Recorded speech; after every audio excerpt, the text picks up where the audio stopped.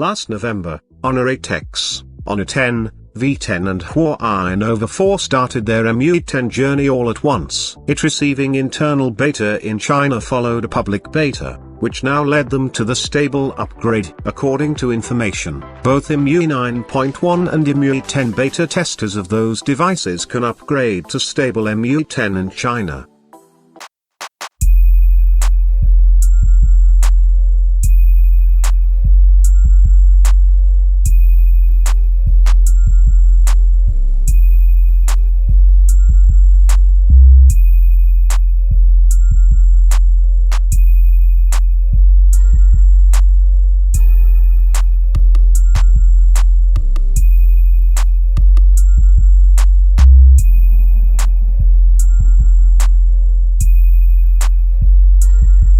Emui 10 and also in other countries, while other phones are yet to receive the new update. That's it from this video. Keep visiting for tech, gaming and tutorial updates.